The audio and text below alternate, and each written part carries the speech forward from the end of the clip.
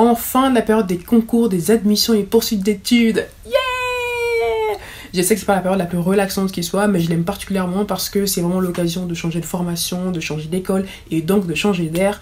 Et à ce propos, petite annonce, je rappelle qu'il y a à ce moment même un concours sur cette chaîne pour tenter de gagner un Passart, un livret qui vous donnera des conseils et des exercices pratiques pour réussir vos concours d'entrée aux écoles d'art. C'est un partenariat avec Studyrama et nous avons décidé de prolonger le concours jusqu'à la semaine prochaine, jeudi 14 mars 23h59, et les résultats seront annoncés le lendemain, le vendredi 15 mars au soir sur cette chaîne.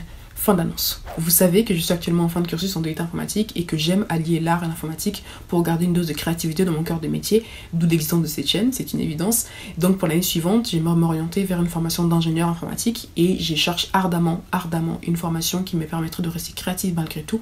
Et j'ai trouvé une école en Ile-de-France qui s'appelle l'IMAC, qui propose précisément d'allier les sciences et les arts et qui, pour son processus d'admission, demande un portfolio. Et c'est donc l'occasion parfaite pour nous de parler de la question du portfolio pour les profils techniques comme le mien. Le but de ce portfolio, c'est de justifier de son intérêt à la fois pour l'art et l'informatique à travers des projets personnels.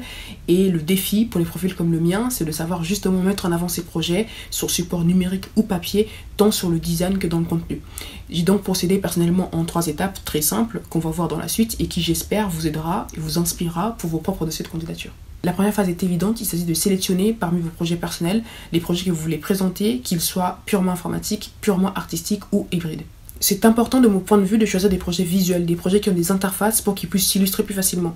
Des projets de programmation purement techniques sur console ou sur vide de commande n'ont pas, à mon sens, leur place dans un portfolio. J'ai aussi particulièrement fait attention à la qualité plutôt qu'à la quantité. J'ai vraiment mis un point d'honneur à sélectionner des projets aboutis, des projets matures pour qu'ils puissent démontrer d'une certaine rigueur et d'un certain niveau. Deuxième phase, la mise en page. Ma sœur, Keto Bosa, a créé pour moi, merci à elle, un gabarit sur lequel me référer, qui met en avant mes projets, qui donne un ton unique à l'ensemble et qui surtout structure l'information, ce qui est essentiel pour avoir un portfolio percutant. Nous avons pris le parti d'avoir un fond sombre pour élever les images et ce qui est essentiel dans cette vidéo, c'est de souligner les informations essentielles à fournir quand on présente un projet. Il faut donc obligatoirement préciser ce qui suit. Le type du projet, par exemple le développement web, mobile, logiciel, édition de contenu, etc. La date de réalisation pour pouvoir situer le projet dans le temps, les tâches effectuées, particulièrement si c'est un projet de groupe, un descriptif synthétique, très synthétique, et une petite galerie d'images pour présenter plusieurs interfaces et plusieurs écrans. Et pour m'aider dans la rédaction de ces contenus, puisque c'est toute une affaire que de réaliser du contenu pour un portfolio, je me suis aidée d'un article du net dont je mettrai le lien en description et que je vous encourage vivement à lire malgré qu'il soit en anglais.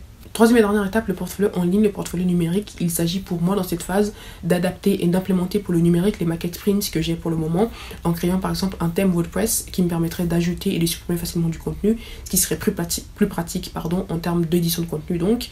Mais ce qu'il est important de préciser dans cette phase, c'est qu'il faut rendre son portfolio, ses projets accessibles en ligne à une adresse, un nom de domaine professionnel qui soit formé par exemple de votre nom et prénom. Petite astuce pour gagner du temps, ou plutôt pour ne pas en perdre, je l'ai fait l'année dernière, vous n'êtes pas obligé de créer un site dynamique, vous pouvez créer un site statique en HTML, CSS, JavaScript, le grand classique, et l'héberger gratuitement sur GitHub. Vous pouvez générer pour un projet un lien dont le point d'entrée sera votre fichier index.html à la racine du projet, et comme ça vous pourrez partager votre portfolio en ligne gratuitement avec une URL assez propre. C'était tout pour aujourd'hui, j'espère que la vidéo vous a été utile et que surtout ça vous aidera pour vos propres dossiers de candidature.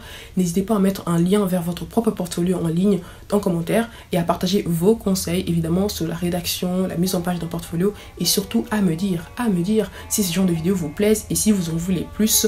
Évidemment, je vous lirai, je vous répondrai. À très vite.